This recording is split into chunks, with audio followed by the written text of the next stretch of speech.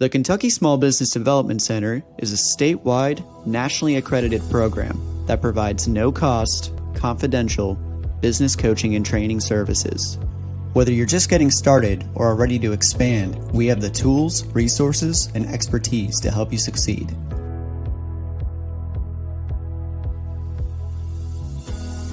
We're part of a national network, America's SBDC, with over 1,000 centers across the nation. To learn more about how the Kentucky SBDC can serve you, please visit KentuckySBDC.com or email us at info@KentuckySBDC.com. You can also reach us by calling 888-414-7232. Thank you for joining today's webinar. The chat feature is available for you to ask questions and interact with today's speaker. Please take a moment to introduce yourself and where you are watching from today.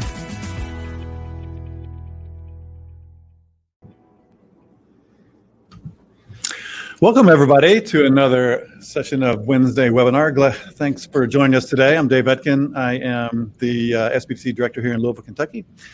We are one of 17 centers across the Commonwealth of Kentucky, and so I'm so glad you're joining us today. And as always, just look to your right of the screen. You'll see the chat feature, and if you wouldn't mind, just say hello and tell us where you're watching from. It's we really get a kick out of seeing where everybody kind of shows up from. We've had people from all over the world, sometimes as far away as, I don't know, Kuwait or Indonesia. I don't know how people find out about this, but I'm glad they do. So if you would just say hello and tell me where you're watching from, and thanks for being here today. We are so lucky to have this guest with us today. I don't know if, I'm sure most of you maybe are aware of the E-Myth book and Michael Gerber and his whole methodology of the E-Myth, use of entrepreneurship. We have Paul Bauscher with us. He is a speaker and workshop facilitator with the E-Myth. Paul, he owned his own and operated his own construction business for 25 years till he sold it. He used the E-Myth methodology to run his business and grow it over all those years. And, real testament is being able to sell your business when you want to sell it. A lot of times people will work in their businesses all their lives and not have anything to sell. They may have made a great living, but to build something of value and sell it, that's a real testament to the skill and also the E-Myth methodology. So, Paul, I'm really honored to have you here today. Thanks for coming today. And I'm just going to hand it over to you. People are really excited to hear from you. So, Paul? All right. Thanks a lot, Dave. And thanks, everybody, for being with me today. I feel like I have big shoes to fill after that wonderful introduction from Dave. So good morning or afternoon. As Dave said, I know we're all over the world here, so I'm really happy to be here. And I do have a lot to share with you, so let's dive right in. So at E-Myth, we talk a lot, if you're familiar with us at all, we talk a lot about working on your business and not just in it. And what we found is that while that concept really resonates for a lot of people, it can be difficult to bring to life actually in your business. So what we're going to talk about today is time management. Don't fall asleep when you hear that. We're going to talk about this in maybe a whole different point of view. So we're going to talk about it from a strategic point of view, and we're going to talk about it from a tactical point of view. And most importantly, what I really want for you today is to leave with an understanding of why the differences between those two things matter so much. And then, of course, I'll give you some tactical tools as well for some time management and personal productivity that you can build for yourself to use so that you can consistently work on your business and not just in it. So as Dave said, I'm Paul Bauscher. I am a business coach, so I co-work with clients at E-Myth. I'm also the lead conversion manager at E-Myth, which means I also work in the sales area. I talk with clients people who are interested in working with E-Myth. And of course, I also do workshops and speaking events. So when we talk about, you read the book, so now what? Of course, the book Dave mentioned that we're talking about is the E-Myth Revisited. And the title of the webinar can make it sound like we're assuming you've read the book. I promise you don't have to have read it as a prerequisite to be here today. This is hopefully going to be useful for you, even if you've not read it.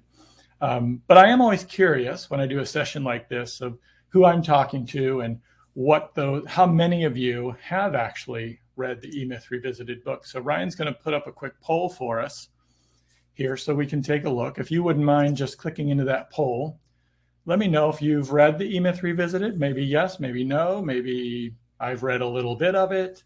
Again, not a problem if you haven't read it.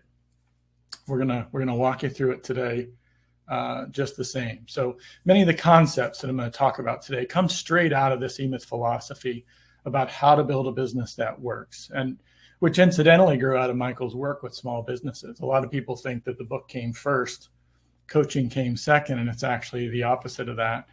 I think that's the reason so many people, when they read the book, they go, oh my gosh, it's like Michael was a fly on the wall in my office, because in a way, he really was. He was working with business owners just like you when he wrote it. So looks like we have more no's than yeses, not surprising. But heck, a good third of you have read the book. So that's great. And then another 13% some. So yeah, about a half and half crowd here today. So that's great. If you've not read it, again, don't worry about it. It's not a problem that you haven't. So now I want you to exercise your fingers in this chat feature, and I want to think about that problem of being able to read the book that I talked about and then be able to implement the things that you've found in it. I hear a lot of different things. In my work as a lead conversion manager, I talk with a lot of business owners. I'd love to hear from you. What obstacles tend to get in your way of working on your business? And lots of the business owners I talk with, they say, gosh, I read it, it struck a chord, but I can't find the time, or I don't know where to start.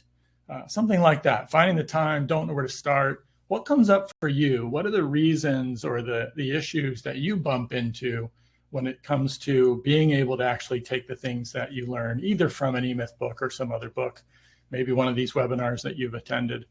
What's the difficulty for you? What are the obstacles that you feel like, gosh, if I could get over this obstacle, I could actually work on my business?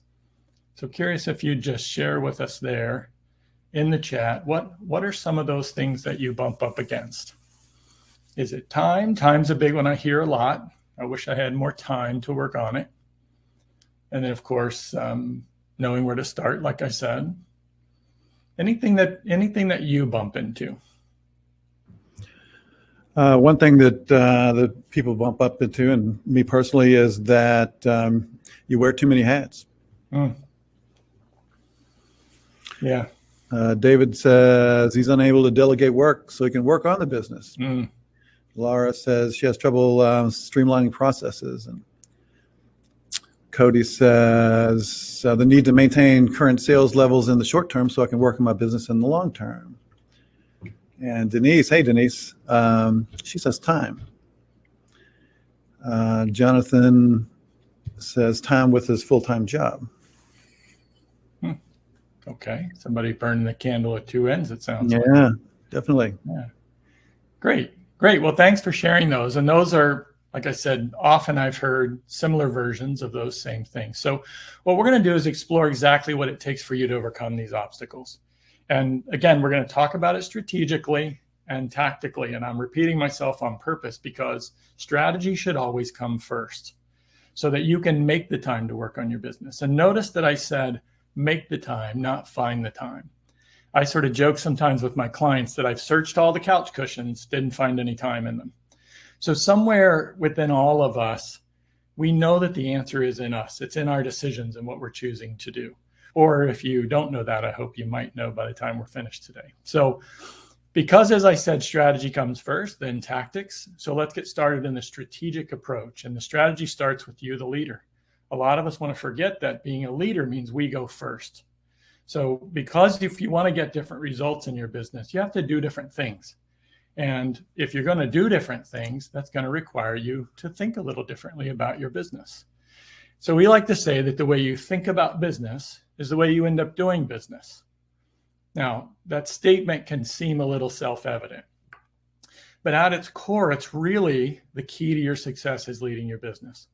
Because to grow your business from where it is now to wherever it is you want it to go, you got to do different things, like we said. But you can't do different things just by doing more of the same thing, 10 times more of the same thing. And a lot of times the time management hacks, that's what they're trying to get you to do. just give you the space to do more of what you're already doing. And it's the reason that these tactical approaches to time management, they just never work. So let's go a little further into this. If you're one of the people who've read some of the E-Myth book, you're already familiar with this, but this idea of 3 personalities. So it's a really powerful construct because it provides you with a way to talk about and name how you're thinking about your business. And in coaching, we like to say, if you can name it, you can tame it. So if we can name it, we can do something about it. We can become aware of it. So each of these 3 personalities, each of them represents a different perspective or a different way that you're thinking about your business. We sometimes refer to them as hats because it makes it really convenient to say, gosh, what hat are you wearing when you're solving that problem? Or what hat were you wearing when you came up with that solution? And it's about really making sure that you're wearing the right hat at the right time. Let's dive into them just a little bit. So your entrepreneur, and all of us have all 3, remember that. So this entrepreneur lives in you, some piece of you, is focused on the strategic things. Like maybe you're thinking about how to grow the business, how to use the money in your business to leverage it to reach the goals that you have. Maybe you're developing systems for lead generation or sales or partner programs, that sort of thing. But notice how these are all working on the business. That's the entrepreneur's focus. Your technician, on the other hand, is in the business. You're doing things like actually making the sales versus creating the sales system. Maybe you're working in the finances. I talk with a lot of business owners who are actually still keying in their own financial data into, say, QuickBooks or something else. So hopefully you're starting to see that there's a pretty big difference between tactical technician work, doing the work in the business, versus that entrepreneur work where you're actually building a business that does that work. So here's the key thing. When you hear us talk about this in E-Myth, you might start to think that it's bad to be a technician. There's nothing wrong with either one of these. It's not bad to be a technician. It's not bad to do both of these kinds of work in your business. But it is a problem if you're wearing the wrong hat at the wrong time. So for instance, if your technician is the one choosing what goes on your task list or what gets on your calendar, well, you may have a problem because your technician likes to check boxes off, a lot of boxes in a day. That's what your technician loves to do. So you probably check a lot of boxes off if your technician makes your to-do list, but you don't ever get to actually do the strategic work in your business. You know, that work on the business that is going to actually move you towards your strategic goals for it. And if you're not working on the business, then the question is, who is? Because if you're not leading your business, and that's what working on it is, then who is leading your business? And unfortunately, the answer to that is generally no one. So the fundamental difference here really is that your entrepreneur sees your business as the product. That's a concept that's interesting as I work with clients. It takes sometimes months for that to completely sink in and for them to understand what that really truly means completely. But your entrepreneur sees the business as the product, and your technician sees your business as a place to go to work. It's a job. Your technician wakes up every single morning committed to creating the product or service that you provide to your customers, and you probably do it exquisitely better than anybody else. Your entrepreneur, on the other hand, wakes up and says, how do I create a business that delivers that product or service consistently and predictably every single day without me having to be the one to do it? So it's a really powerful difference when you think about it like that. And it's related to what we call the fatal assumption. And the fatal assumption says that because you know how to do the work of the business doesn't mean you know how to build a business that does that work. Because you know how to do the work of the business, you might be a carpenter, you might be a lawyer or a doctor, right? Doesn't mean you know how to build a construction business, a law firm, or a medical practice. So that's two very different things. So when you're thinking with these different caps on, this is the difference between you being able to choose to do strategic work or whether you choose to do tactical work. Let's talk about why this matters so much. And I want to take a look at it, maybe 3 things in your business that this will reflect it. You'll see a reflection of this in these three things. I think we can all agree that time, money, and work are three pretty critical factors in your business. So the way your entrepreneur thinks about these is very different than the way your technician does. So your entrepreneur thinks about time and thinks about, how do I get the most impact out of the things I do in that time? Where your technician is usually trading time for money. How many widgets or what it is we're doing can I get out the door in a given amount of time? So the way you think about money, your technician, again, typically trading time for money. Your entrepreneur is thinking about how money is a resource to be used to grow a profitable and sustainable business. And the way you think about work, this is key to what we're talking about today in terms of being able to make time to work on your business. When you look at the different work that has to be done, your entrepreneur looks at the work and says, which work creates the business, moves us towards our strategic goals? Your technician says, how do I get the fastest results and check as many boxes as possible? So a key difference in how you go about choosing what you're going to work on. So for those of you who feel like, and I understand the feeling, as Dave said, I ran a business for 25 years. For those of you who feel like I just don't have time to work on the business, what if time actually isn't the reason that you can't work on your business? What if you can't make time to work on your business simply because you're wearing the wrong hat when you're deciding what work to do? So what would it be like for you if you could be aware of this, be conscious about this going on inside you, and be in control of which one of those hats that you put on, so that you can consciously be sure that you're wearing the right hat at the right time? So here's the problem with that most of us run into. Your technician really loves instant gratification. Not to mention, you're probably really good at the technician work. Strategic work very often does not give you instant gratification. Most often, it involves you working towards a longer-term goal. So if you're not aware of this tension that lives between technician and entrepreneur, that tension always lives there in you. If you're not aware of it, then it's really easy to get hijacked by the tyranny of the urgent.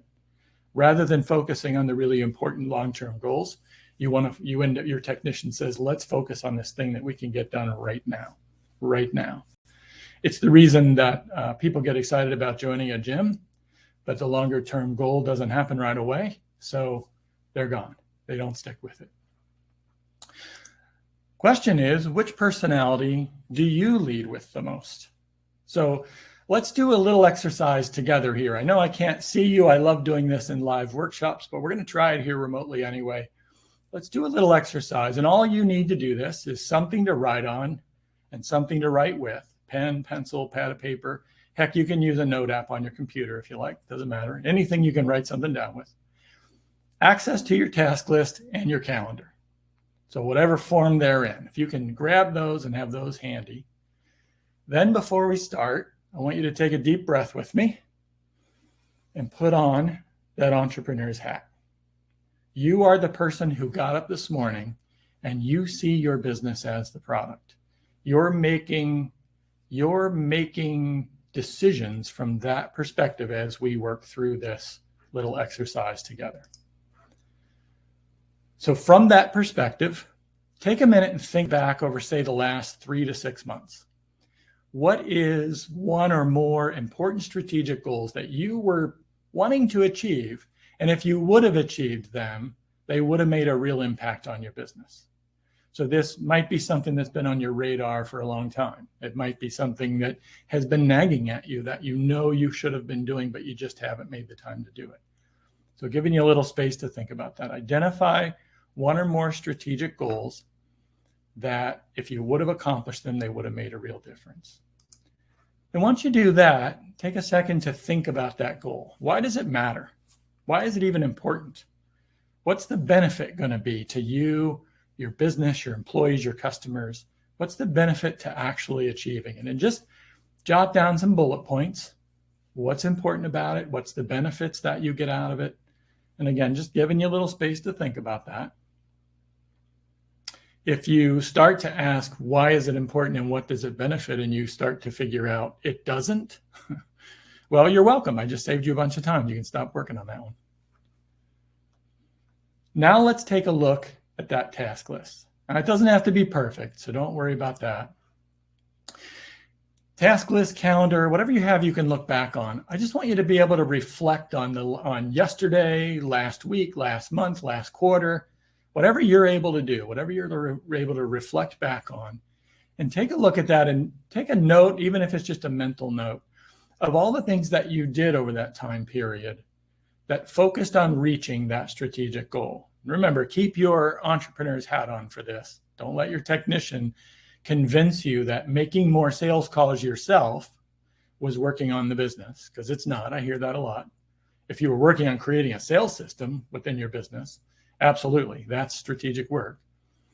But keep that entrepreneur's hat and be honest with yourself here. Nobody's going to see this but you. Nobody's going to see this but you. But go down that list and see how much of that, what items on that list were actually moving you towards that strategic goal. And we're going to put up another poll here real quick. And I'm going to ask you to do some quick, just rough math. No need to get this exact. You probably can't get it exact anyway. But do some quick math. About what percentage of your tasks were focused on achieving your strategic goals? Again, be honest. Don't let your technician convince you that doing technician work was strategic. So did you do between less than 10, between 10 and 20, 20 to 40, more than 40, more than 50? What percentage of your time are you finding that you actually spent on strategic work? Got some less than 10s, 20 to 40s, not bad.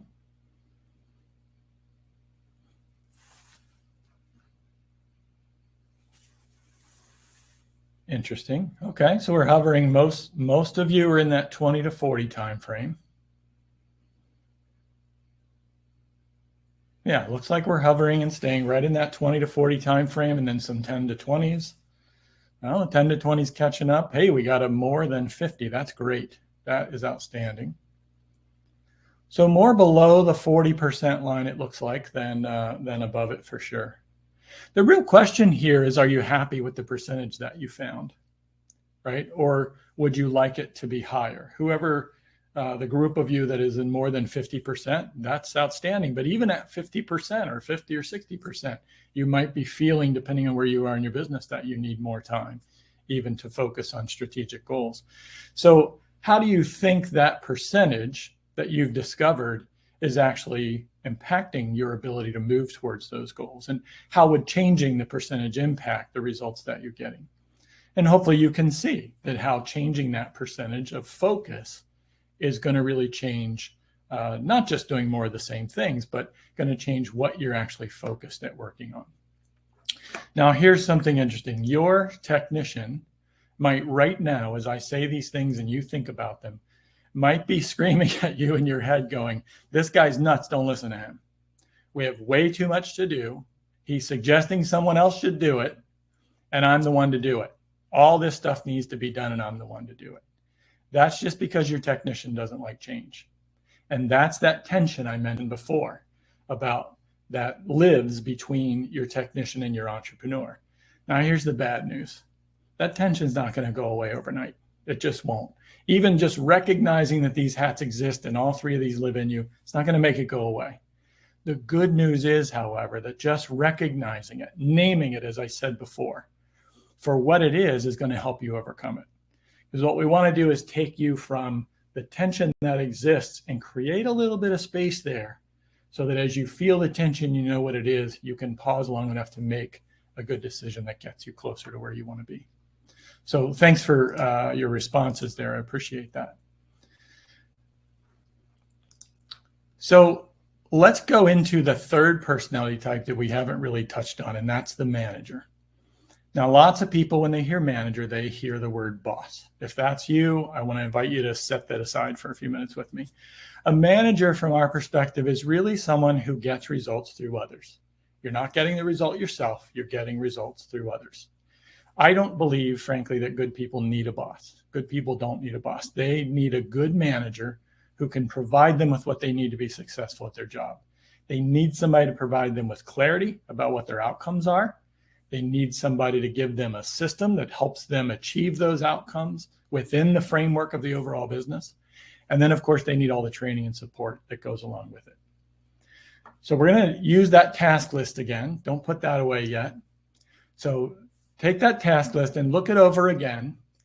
And I remember one of our chat responses was trouble delegating some of your work so that you can get it off of your plate. Common thing that I hear. But let's look over the task list and find something on it that you think you should have been able to delegate by now.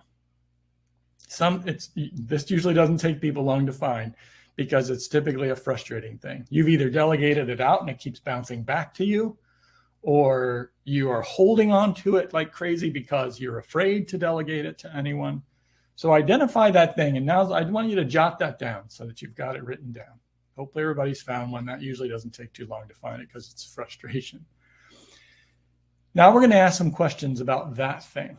So whatever that thing on your list was, I want you to ask this question about it. What's the biggest reason that you haven't been able to delegate it? What's the biggest reason that you haven't been able to delegate it? There might be more than one. Try to choose maybe the most difficult or the biggest, the main reason that you haven't been able to get this off your list. If you've delegated it out and it's bounced back, why does it keep bouncing back? If you're afraid to delegate it, why are you so afraid to delegate it? What's that reason that you haven't been able to get it off your list? Now, looking at that reason, not looking at the task that you can't delegate, but looking at the reason you found, I want you to just ask, why is that true? What makes that reason true? So if you said, well, there's no one that can do it, why is that true? Maybe it's because you haven't hired someone yet. Maybe it's because no one else on your team knows how to do it yet. And just jot down what you come up with.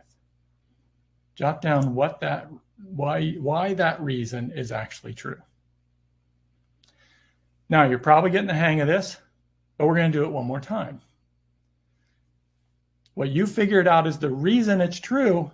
I want to know why that's true. I go one level deeper. Ask yourself why that thing is true. Why is that even true? So if your answer before was that, well, no one else knows how to do it, well, why does no one else know how to do it? And jot that answer down. We're just digging a little deeper, a little deeper, a little deeper. Now, sometimes you have to dig deeper than just 3 levels. For time constraints today, we'll stay here. But the next action, I want you to think about the next action you could take to solve that thing you discovered. Not the top line, remember, but the answers you came up with as we went down. Now, if you can't see a next action, you might need to keep digging with similar questions. Sometimes 2 or 3 levels down is not enough to find the real core issue. But we want to get down and look at that bottom thing and say, what's the next step I could take to make that thing happen, to fix that problem there? Do you need to create a system to let other people know how you want it done? Do you need to train one of your colleagues? Do you need to change the way you're doing the thing? Maybe you need to hire somebody different. Maybe it's tougher than that. Maybe you have to let someone go that you've known needed to go for a long time. Sometimes that's the reason something keeps bouncing back. And we're going to chat in again. Get your chat ready. What I'd love to hear from you is what you discovered going down this process. You can share with us what you discovered at the bottom, like what was the reason you found, or maybe just what was your experience like as you did this digging into this issue. What kinds of things did you discover about your issue? And remember, what you share is going to be potentially jogging ideas free for someone else. And you may get some feedback by reading what someone else shares, might help you as you think about how to solve your issue. So that's what I love about this forum, is that all of you sharing in the chat here gives us all something to learn from one another. The power of the group coming together like that. So what did you find as you got down to the bottom? Or, like I said, you can just share what your experience was like going through that. Because every time you have a frustration or something you're bumping into, you're almost always looking at a symptom and not an actual problem. And to find the problem, you have to do what we just did. You have to really get insanely curious about what's underneath it. And that's how you're going to find different solutions, and solutions that lead to lasting change, not Band-Aids or firefighting solutions. So, yeah. So Paul, David says he says it's hard for him to find qualified help. Laura says she doesn't trust the process, that the process is transferable. Has trouble creating a training, to move things in that direction. Cody says, I'm delegating tasks to my VA, my virtual assistant, but my technician brain keeps asking, are these the best tasks she could be doing? I feel increasing the amount of time I spend on strategy can best ensure this answer is yes. Mm-hmm. I love that from Cody. That's what my encouragement to you, Cody, was let your entrepreneur brain answer that question rather than your technician brain. Mm-hmm. Peggy says hers is financial. Okay. Good. That's good. Well, thank you for sharing those. That's the experience of going through that. This is a very light experience of it. But it's really, as I said, it's about the only way you're going to get to the core issue of why something doesn't get off of your task list. So, and it's really the only way that you're ever going to be able to approach delegating effectively, is getting a system in place that you can trust the system. I think one of the responses was, I don't trust the process, that it'll actually get done correctly. And unfortunately, what happens a lot of times is the person gets blamed. And if we get honest enough and dig enough to acknowledge that it's a missing or broken process, or maybe we just don't trust the process, then we can focus on the real solution. So you might hear all this and go, well, that's great, Paul, but now what? Now what do I do? Hopefully digging in didn't make you feel overwhelmed. Sometimes people tell me that that's the way it feels. But what I really was hoping you would do in that experience is see a connection, see the connection between what you're doing day to day and your strategic goals. With strategic work that's going to move your business in the direction of your vision, it has to be addressed down here in what you're doing day to day. So I promised you we'd talk about some tactical solutions as well, and we're going to do just that. Your people need you, as we were just discussing. They need you to provide systems and clarity. Well, you're no different. You need systems as well to give you clarity and support you as well as you try to do the hard work of focusing on the important work. So let's talk a little bit now about how to set up your own time management system that's going to support you in actually doing that. What we're going to share with you at the end of this session is our time management handbook. And inside that handbook, we have something called the Time Management Toolkit. The toolkit has 7 elements to it. I'm just going to touch on a few here today with you. The first one, of course, being become a master prioritizer. And this is everything we've been talking about so far today, shifting the way you think. Now, if you're like me, you've read 100 or more, I've probably read more, blogs about time management. And they all kind of say the same thing, which is make a list, prioritize the list. But none of them tell you how to prioritize the list. And that's because they can't. They can't tell you. Only you can make that choice. Only your entrepreneur can make the choice that's going to have you focusing on the right things. So the second one, keeping a calendar that works. That says keep a calendar. I'm saying keep a calendar that works. Keep a calendar that works is important because, again, you have to let your entrepreneur decide what gets on that calendar. You want to put important things on that calendar and then protect it from getting cluttered up with busy work. Technician work, work that you can build a business to handle so that you're not handling it. So in that regard, when we think about your calendar, what I'd want you to put on your calendar very first of all will be what we call the E-Myth hour. This is an hour a day to work on your business. And a word of warning here, your technician hates this hour.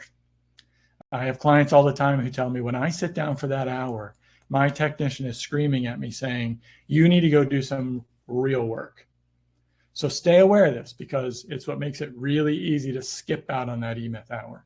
I can pretty much promise you that the tension I mentioned before is going to show up in a big way when you try to actually sit down and spend an hour, even just an hour out of your day, working on your business.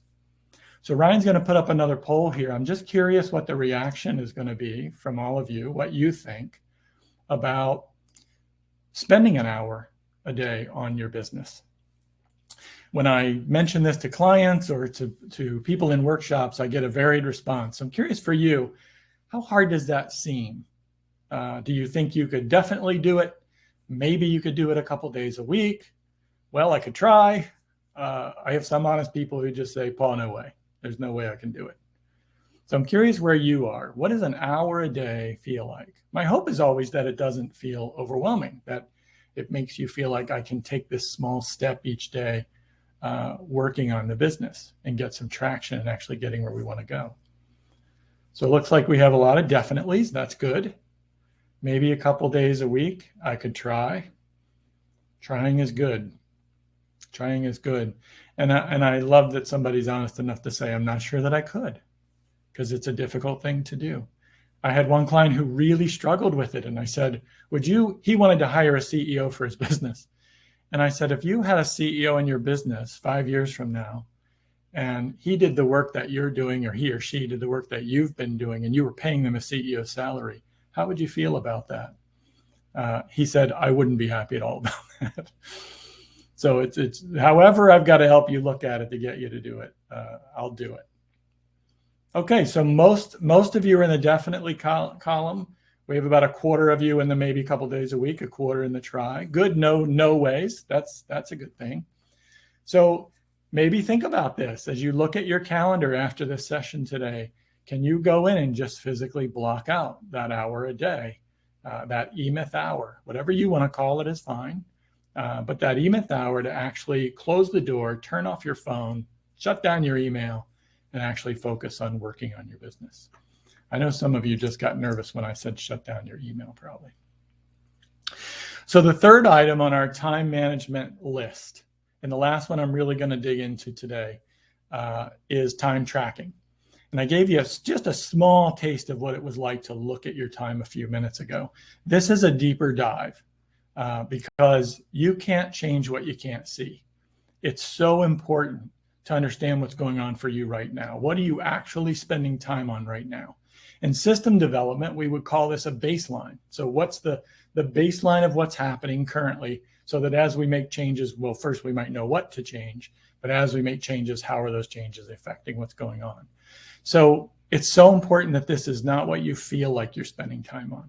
It's what you are actually spending time on. And trust me, there's almost always a difference. Now, I don't want to be a downer here, but let's be honest. Not many people want to do this. I know because I've done it, and I know because I ask clients to do it.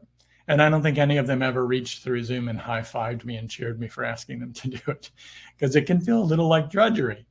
On the other hand, every person I've worked with who really commits to doing it was able to use what we found in the work to make some useful discoveries about what they were doing and why they were doing it. So here's how you do it. You're going to track your time for 2 weeks. I usually recommend a clipboard or something, a pad of paper, or there's a million apps out there now for an iPhone or an Android that you can track your time. And you want to do it really in the moment, because if you record things in big chunks of time, it's going to be hard for you to learn a lot from it. You want to really do it in the moment and get specific with it.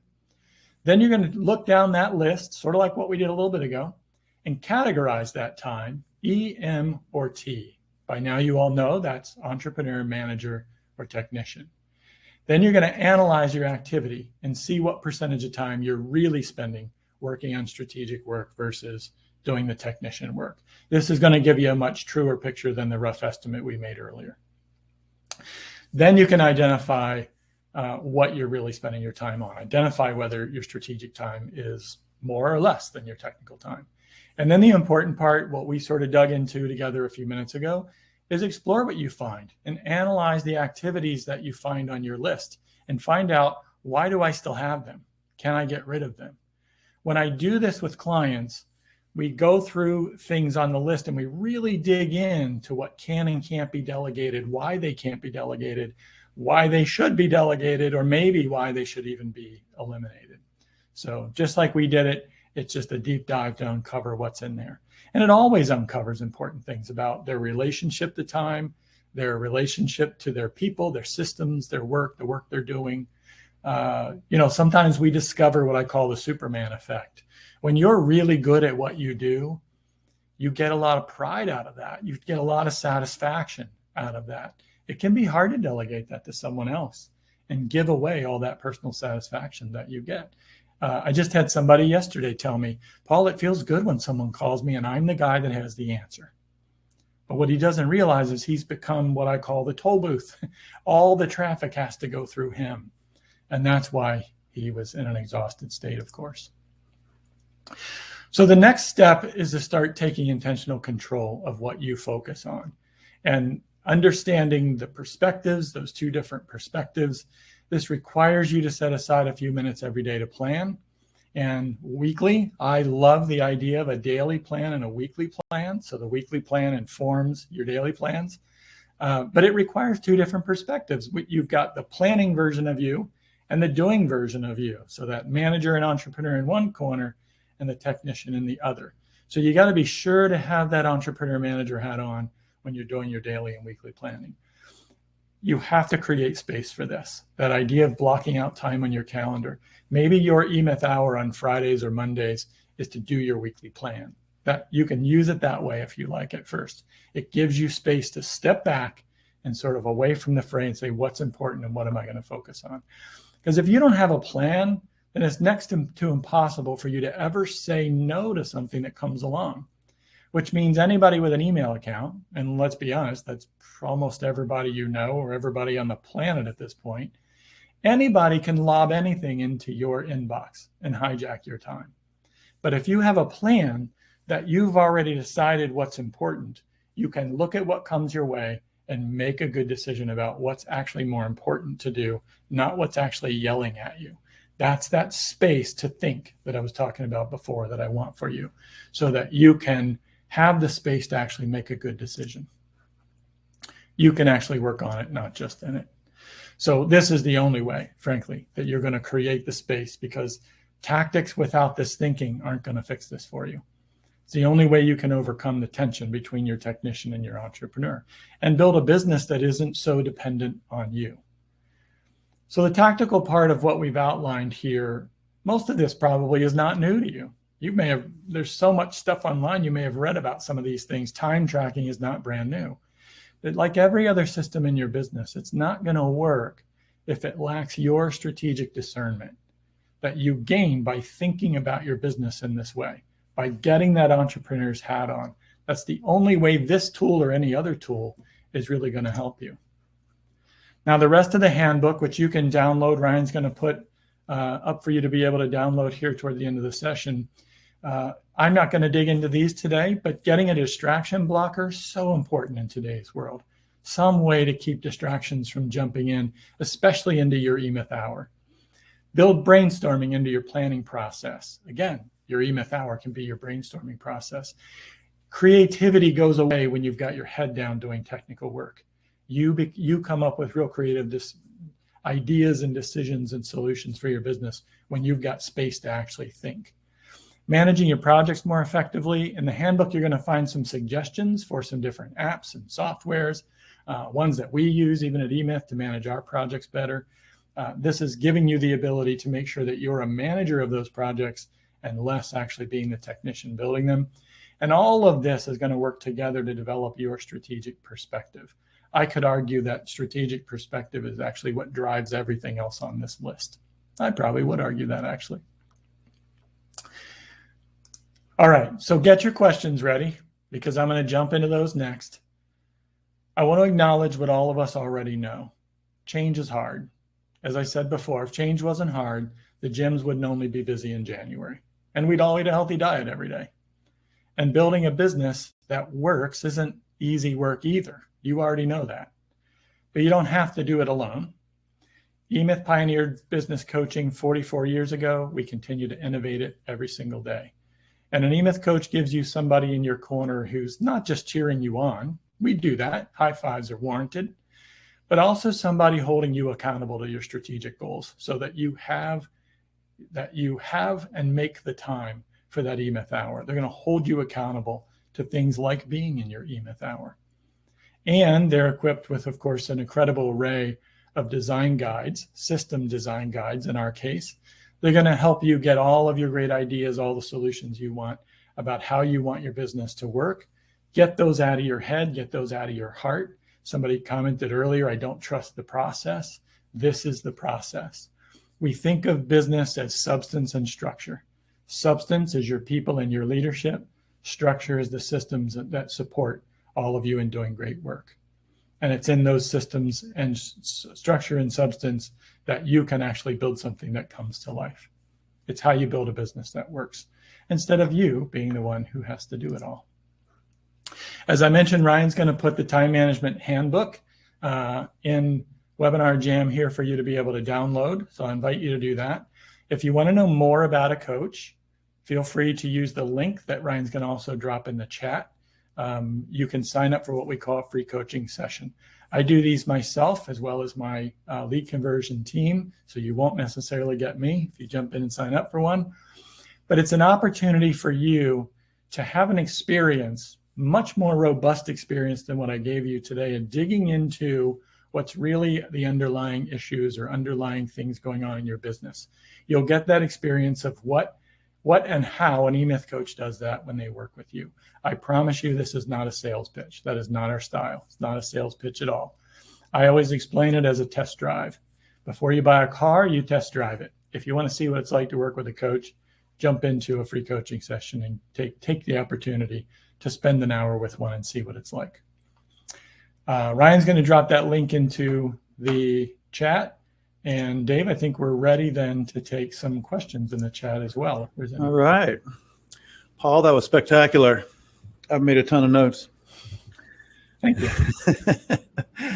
You know, what's interesting, and I hadn't really thought about it, but as I mentioned to you earlier, I had an E-Myth coach for quite a while.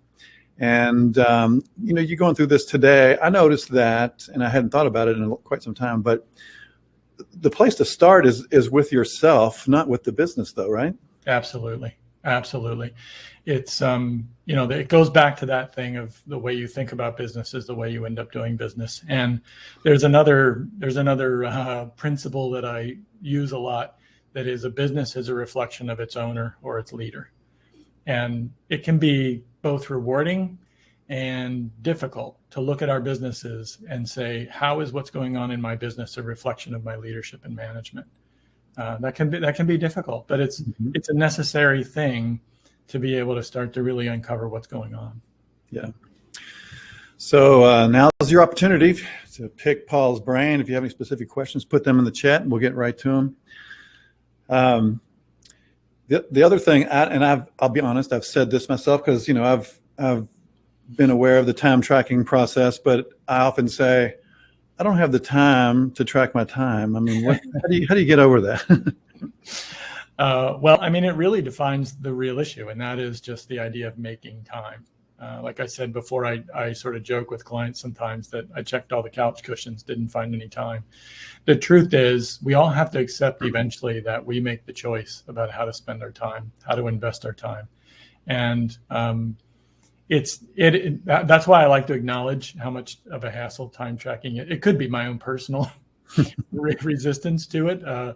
I try to do it about once a year, honestly, just to sort of gut check what I'm spending time on.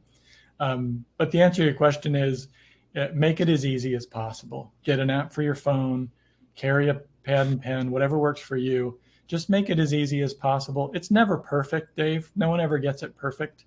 You just want to really make it as real time and just honestly jot it down. I love when I see one from a client that says, I spent 7 minutes on a phone call. I spent 38 minutes in a meeting.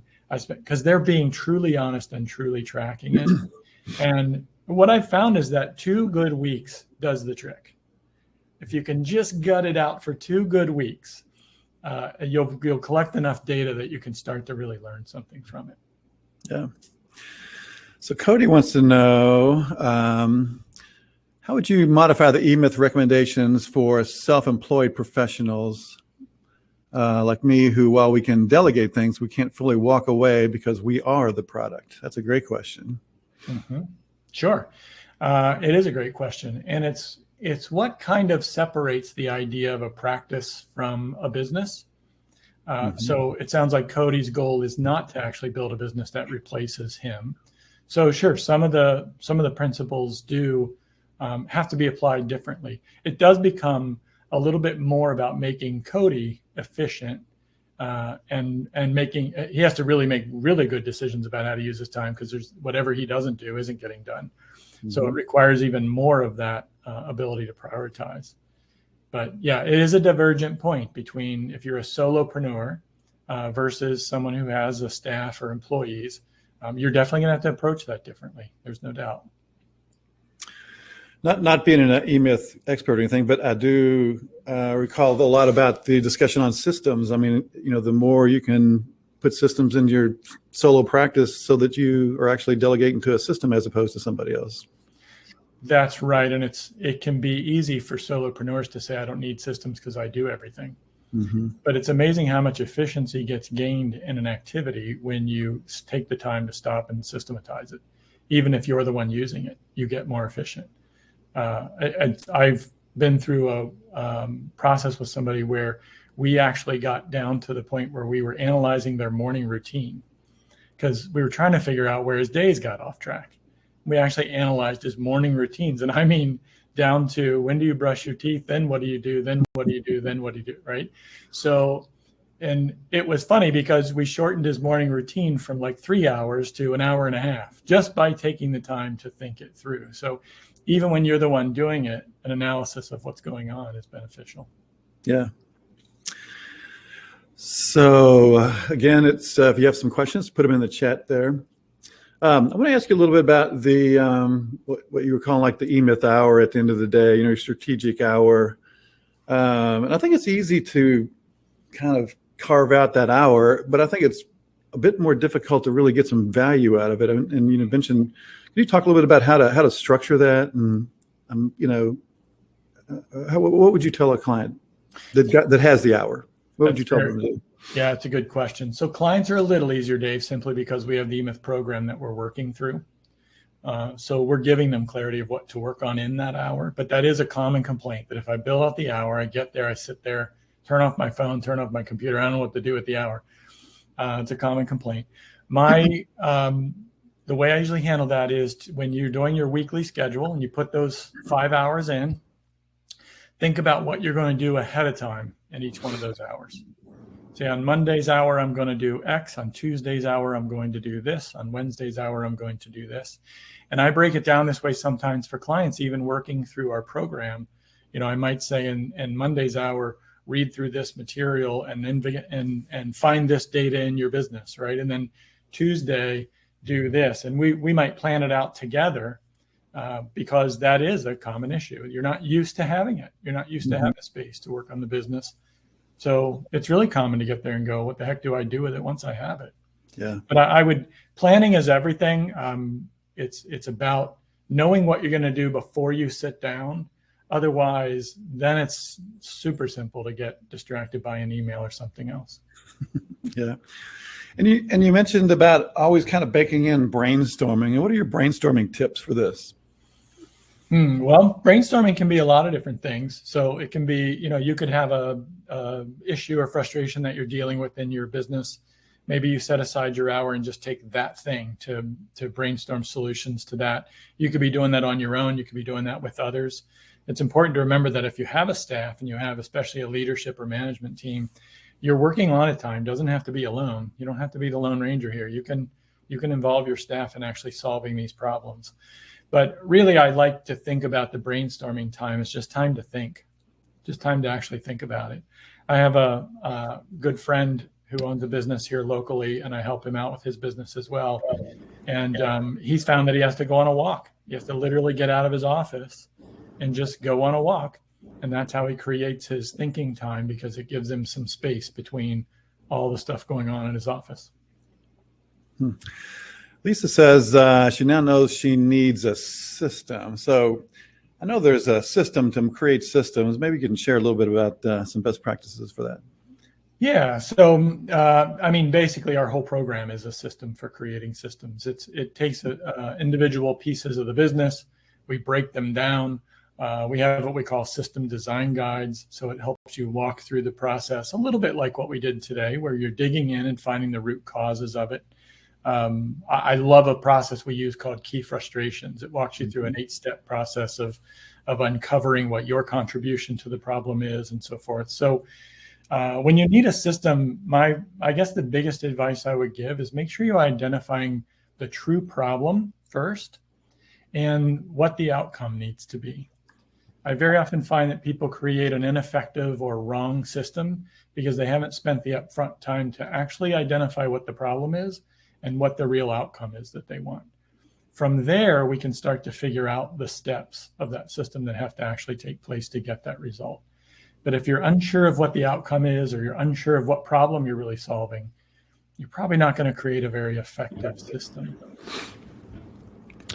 So, when you work through the system, do you have to document it? I mean, what about the hard outcome? How do you put that together?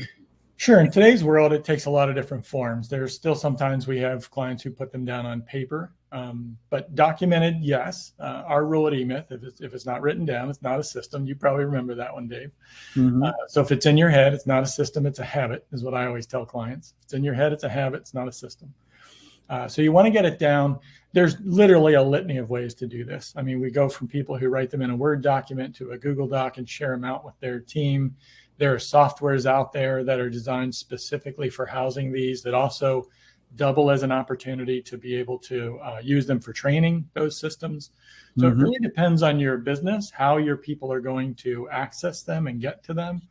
The physical, I always let the business tell us what the physical representation of those needs to be, but they definitely have to be documented in some way.